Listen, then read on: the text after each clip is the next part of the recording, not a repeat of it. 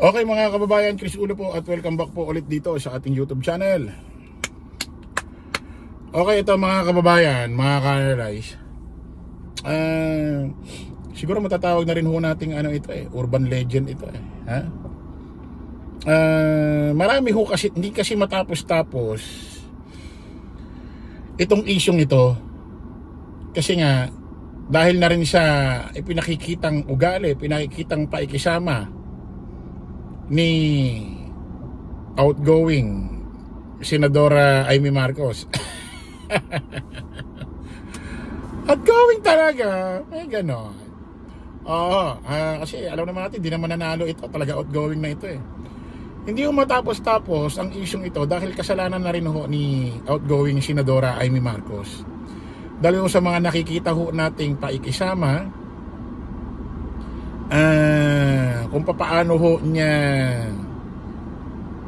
siya magbitaw ng salita, no, about dito sa administrasyong Marcos, pati dito kay Pangulong Bongbong Marcos. Parang urban legend na rin ito Hindi mo matapos ho itong usaping ito na kung saan etong si Amy Marcos hindi ho tunay na anak ho ni Ferdinand Marcos Sr.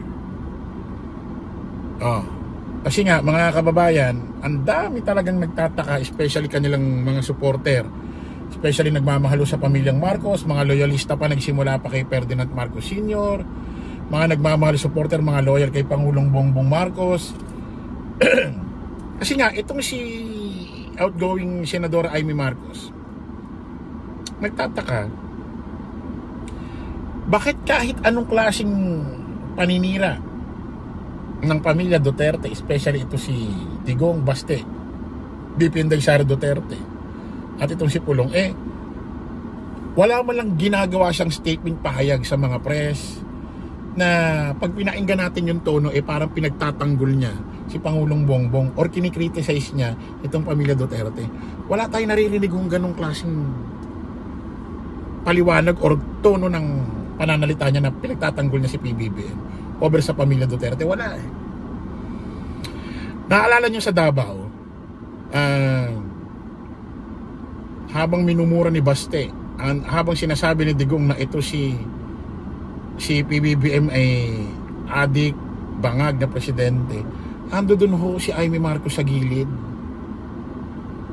kasama ho ni VP Inday Sara Duterte, ni Pusit. Nanonood sila sa talumpati ni Baste at ni Digong. Ando si Amy, habang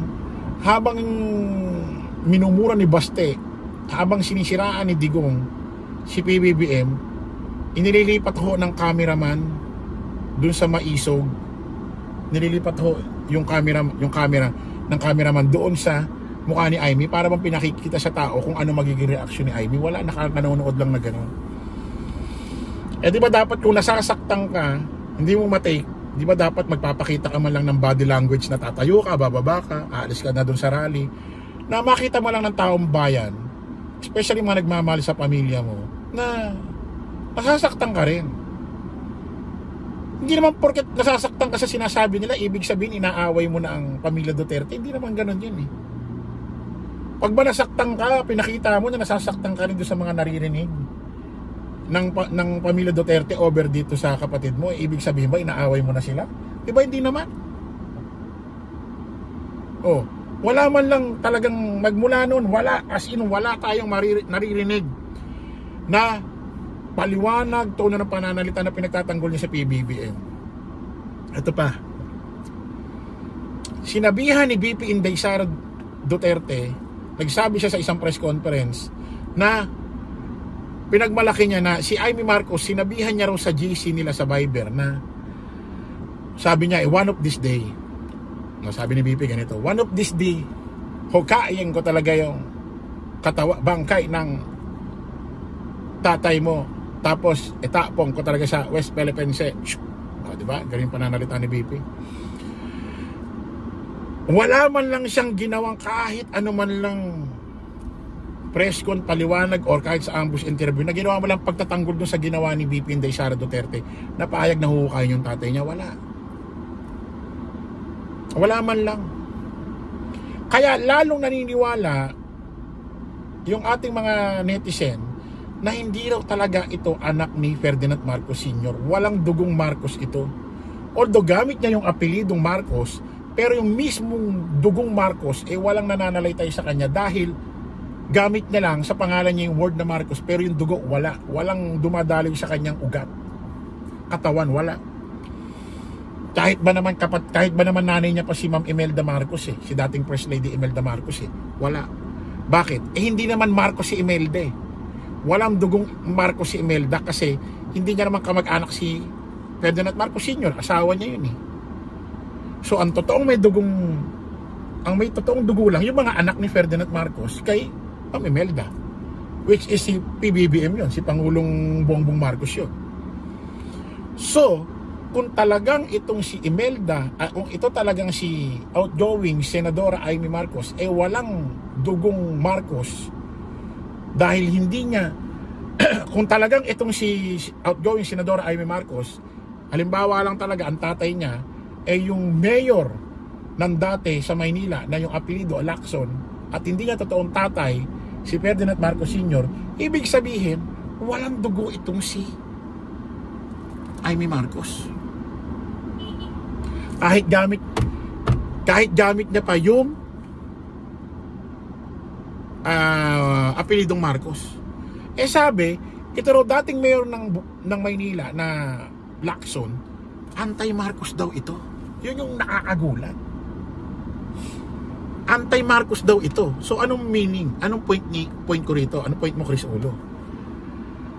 Kung totoong tatay niya talaga yung dating mayor ng Maynila nasa Lacson at hindi niya totoo tatay si Ferdinand Marcos Sr., isabihin wala siyang dugong Marcos, anti-Marcos yung mayor dati ng Maynila na si Lacson, kaya siguro anti-PBBM ito kasi dumadaloy sa kanya ang dugo ng Lacson, anti-Marcos yun. So meron siyang dugong anti-Marcos, kaya siguro lagi siyang anti kay PBBM. Diba? Nasa dugo yan naniniwala kayo doon? Nasa dugo yan At ito mga kababayan, nagulat ako rito. Meron palang video na kung saan in-interview ni Maring Winnie, nakalimutan, hindi ko mabigkas yung tamang pronunciation yung last name niya. Si Maring Winnie, yung partner ni Paring Oka doon sa debate sa programa ng GMA7 Kapuso. Tinanong niya pala itong si dating unang ginang Ma'am Imelda Marcos about dito. Pakinggan nyo. Ang dami-dami nagsasabi na si Amy is not Ferdinand's daughter. That she is Lacson's daughter because she looks like Lacson. Because you were married in May 1, 1954 and she was born in November 1955.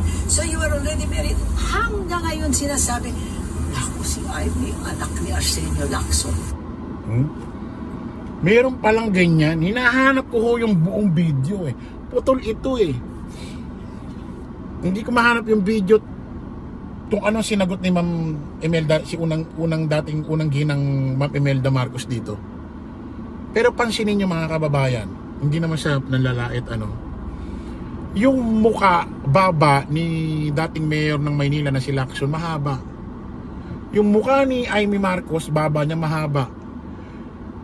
Yung mukha baba ni Ferdinand Marcos Sr. hindi mahaba. Yung mukha ni Ma'am Imelda, unang ginang Imelda Marcos, hindi mahaba. Baba niya hindi mahaba. Si PBBM, hindi rin mahaba ang baba, hindi rin mahaba ang mukha.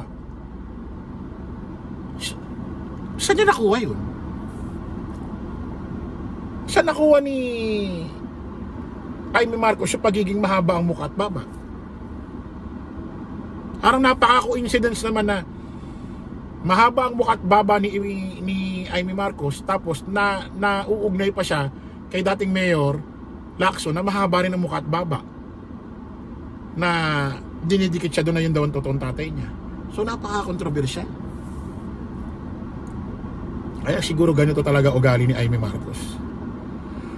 Baka lang Baka naman totoo talaga na hindi niya tatay si Ferdinand Marcos Sr. Baka totoong tatay niya yung dating mayor ng Maynila na si Lacson, na anti-Marcos. Kasi kung totoong yun talagang tatay niya, kung sakali hindi na ako magtataka kaya anti-PBBM ito. Dahil nananalaytay sa kanya ang dugo ng pagiging anti-Marcos.